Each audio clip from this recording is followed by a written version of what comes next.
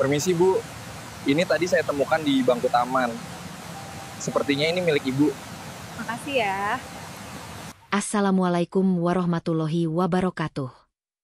Bisakah sebuah tas mewah mengubah hidup dua orang yang berasal dari dunia yang benar-benar berbeda? Dan bagaimana jika si pemegang tas itu adalah seorang pria jalanan yang tak punya apa-apa, kecuali kejujuran? Sebelum kita mulai, kalian dari kota mana aja nih? Komen di bawah ya. Dan kami doakan yang subscribe dan like supaya dilunaskan hutangnya dan dilancarkan rezekinya. Siang itu, panas menyengat kota seperti bara yang jatuh dari langit. Trotoar pusat kota ramai, dipenuhi pejalan kaki yang bergegas mencari tempat teduh. Di antara mereka, seorang pria muda berkulit sawo matang, berkaus kusam dan bercelana jeans sobek, berjalan pelan sambil memeluk botol air mineral yang sudah setengah kosong. Dialah Yusuf, 25 tahun, seorang yang hidupnya telah ditempa kerasnya jalanan sejak usia belasan. Yusuf melangkah tanpa tujuan pasti, hanya mencari sisa makanan di belakang restoran seperti biasa. Hidupnya memang sederhana, atau mungkin lebih tepat disebut sulit. Malam ia tidur di kolong jembatan, siang ia membantu pedagang kaki lima atau mengangkut barang demi beberapa ribu rupiah. Namun, di balik penampilan lusuh itu, ada tatapan mata yang jernih. Tatapan orang yang meski dipukul berkali-kali oleh nasib, tetap memegang teguh satu hal, kejujuran. Di sisi lain, hanya beberapa meter dari Yusuf, seorang wanita berambut panjang bergelombang turun dari mobil sedan hitam mengilap. Mariana, 28 tahun, tampil menawan dengan gaun putih selutut dan kacamata hitam besar. Di lengannya tergantung sebuah tas Prada edisi terbatas, seharga ratusan juta rupiah, aksesori yang di dunia Mariana hanyalah pelengkap penampilan. Mariana baru saja keluar dari butik mewah setelah membeli koleksi perhiasan terbaru. Ia duduk sebentar di bangku taman, menerima telepon dari sekretarisnya. Tangannya sibuk membuka tablet, memeriksa agenda rapat dan dokumen yang harus ditandatangani. Di tengah kesibukan itu, ia tanpa sadar meletakkan tas Pradanya di samping bangku. Setelah telepon selesai, Mariana bergegas kembali ke mobil. Pikirannya penuh dengan jadwal padat. Beberapa menit berlalu. Yusuf yang sedang berjalan menyusuri taman melihat sesuatu yang mengkilap di bangku. Ia mendekat, matanya membesar. Tas itu bukan barang biasa. Dari bahan kulitnya yang halus, resleting berlapis emas, hingga logo Prada yang berkilau, Yusuf tahu betul ini bukan tas murah. Hatinya bergejolak. Kalau aku jual ini, mungkin aku bisa sewa kamar kos kecil. Makan enak tiap hari selama sebulan, pikirnya.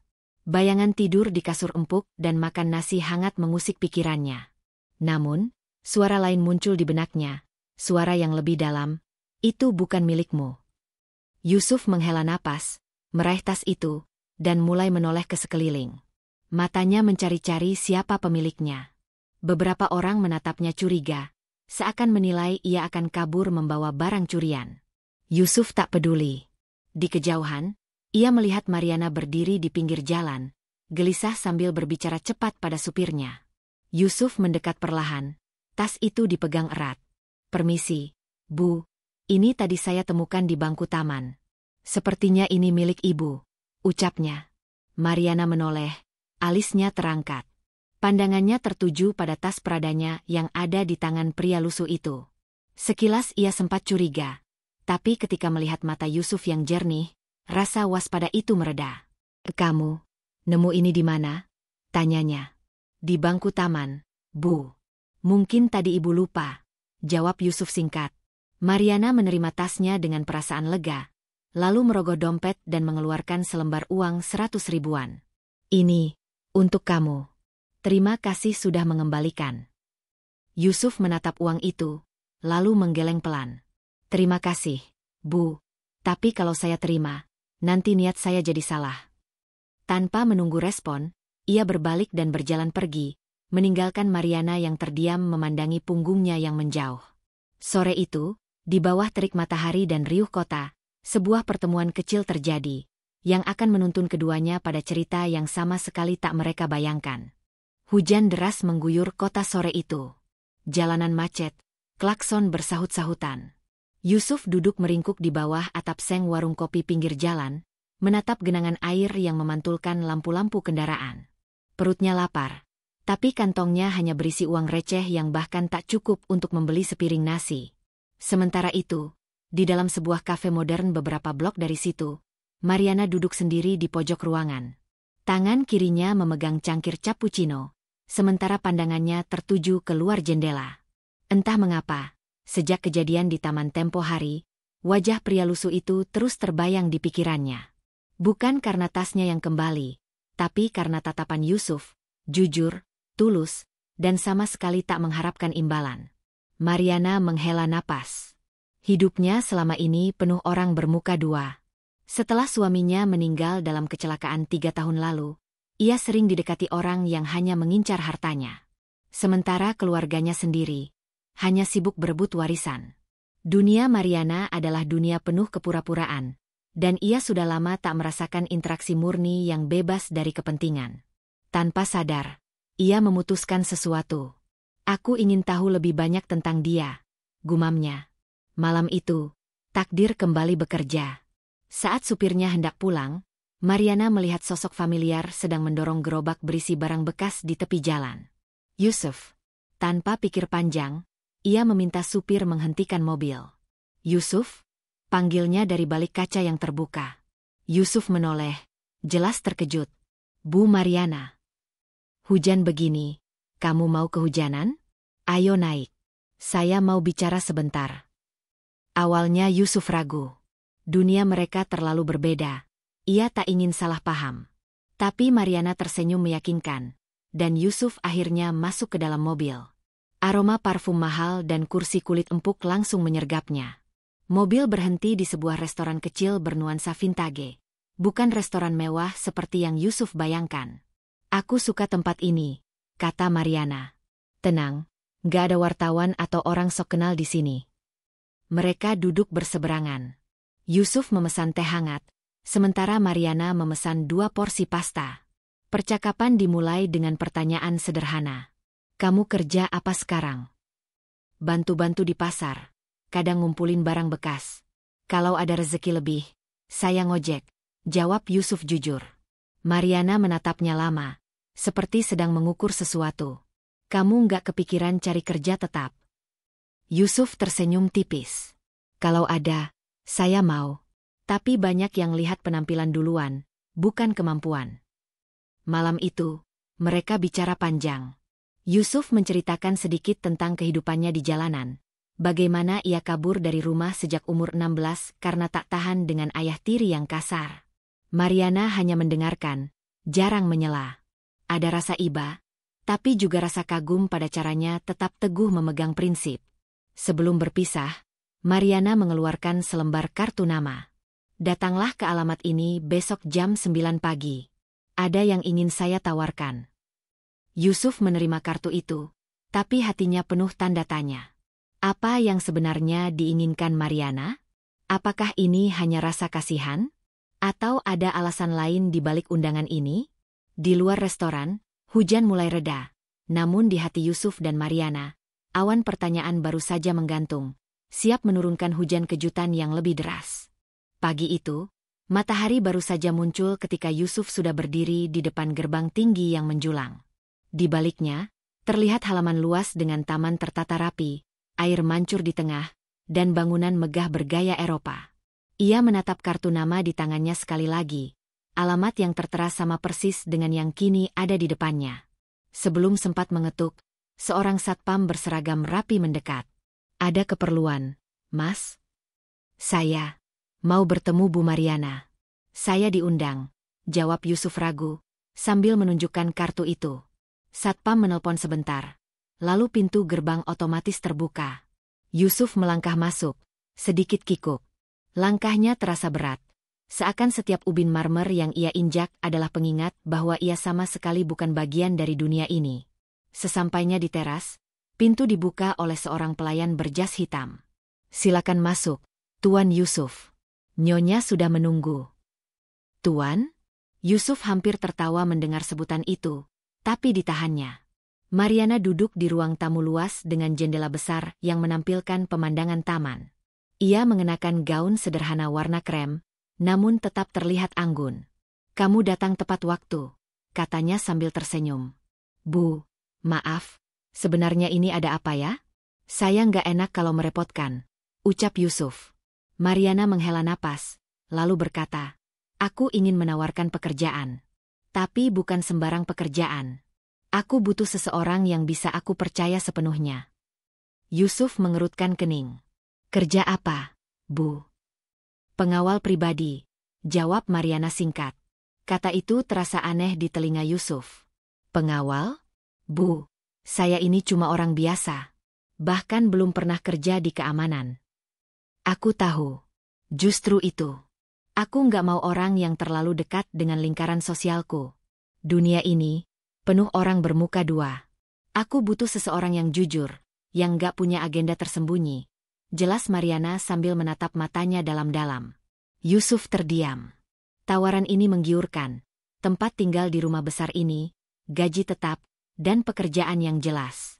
Tapi ia juga tahu, pekerjaan seperti ini pasti melibatkan risiko. "Kenapa saya?" tanyanya akhirnya. "Karena waktu itu, kamu mengembalikan tas Pradaku tanpa mengurangi sepeser pun.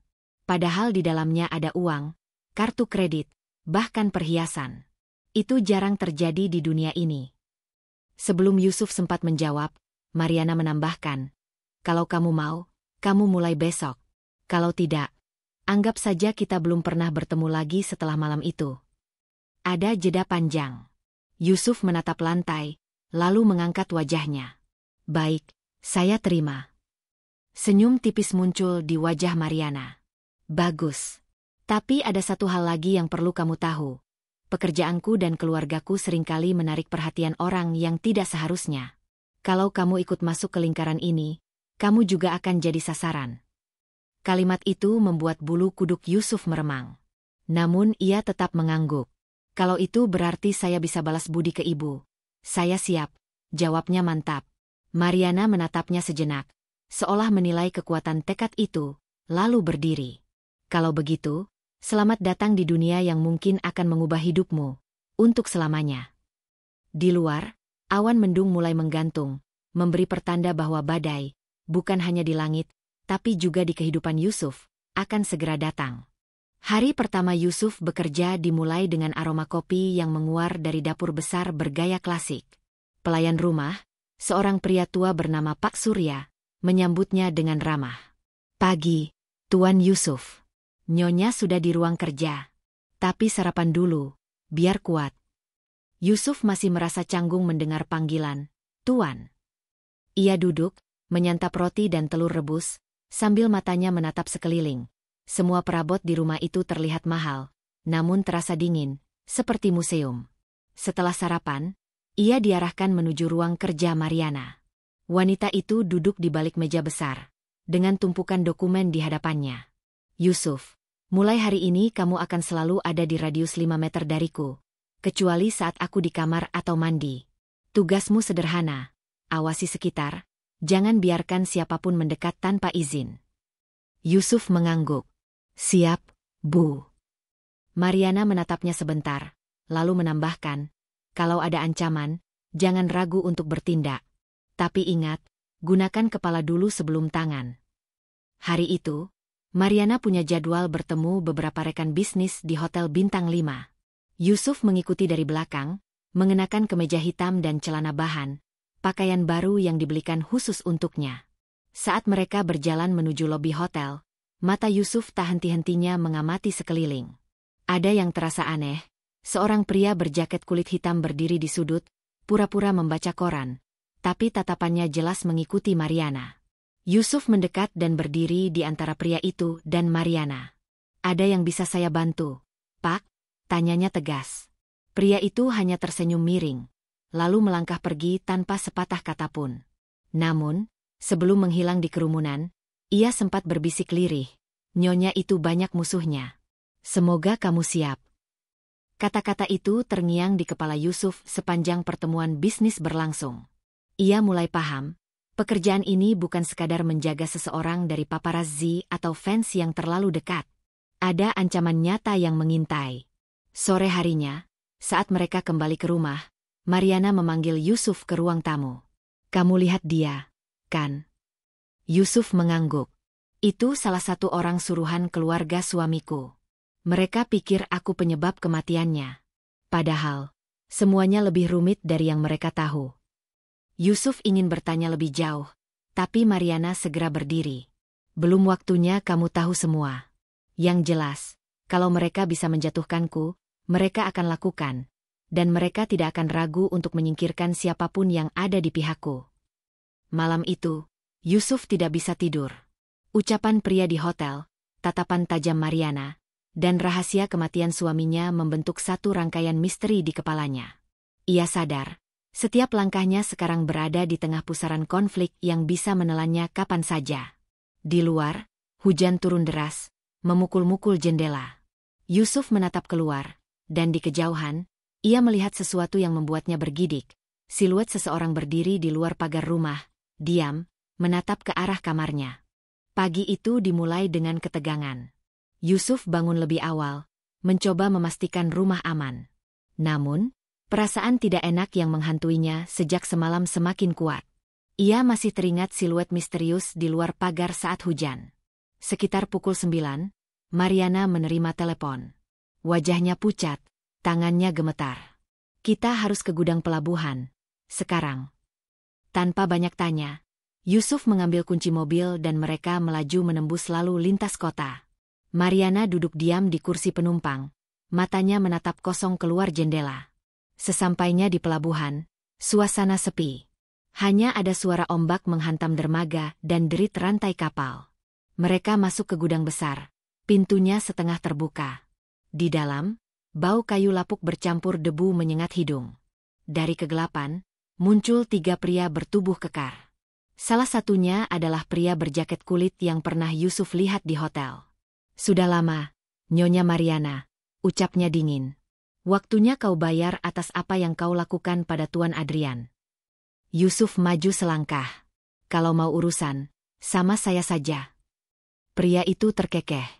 Kau pikir siapa dirimu? Sebelum sempat menjawab, salah satu anak buahnya menyerang. Yusuf mengelak dan membalas dengan pukulan cepat. Pertarungan sengit pecah. Yusuf bergerak gesit, memanfaatkan setiap celah untuk melumpuhkan lawan. Tapi jumlah mereka banyak, dan Mariana hanya bisa mundur ketakutan. Di tengah kekacauan, pria berjaket kulit berteriak, katakan padanya, Mariana, biar dia tahu siapa yang dia bela. Mariana menatap Yusuf, air mata mulai mengalir. Yusuf, kematian suamiku, bukan kecelakaan. Dia dibunuh.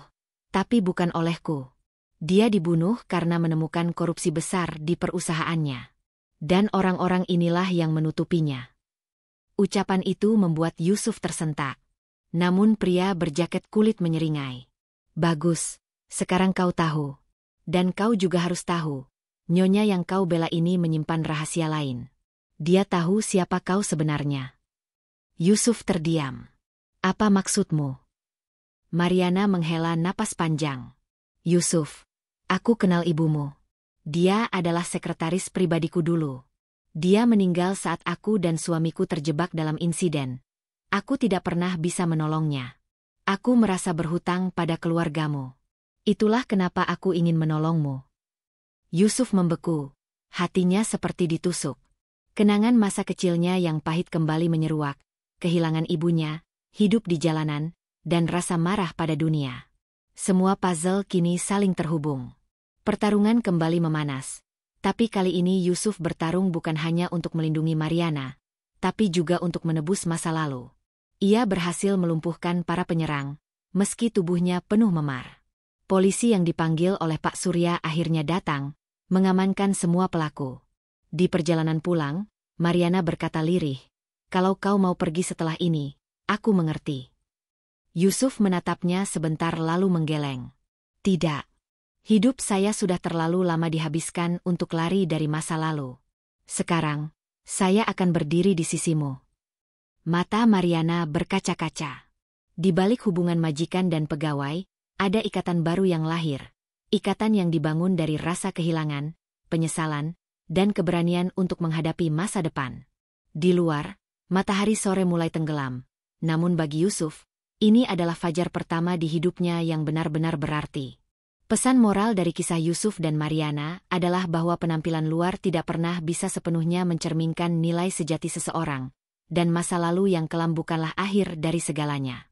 Keberanian untuk berbuat baik, bahkan kepada orang yang asing, bisa membuka jalan menuju kebenaran yang mengubah hidup. Luka dan kesalahan di masa lalu bukan untuk disembunyikan, melainkan untuk dihadapi agar kita dapat tumbuh dan memberi makna baru bagi hidup orang lain. Pada akhirnya, ketulusan dan keberanian untuk saling melindungi jauh lebih berharga daripada kekayaan atau status sosial.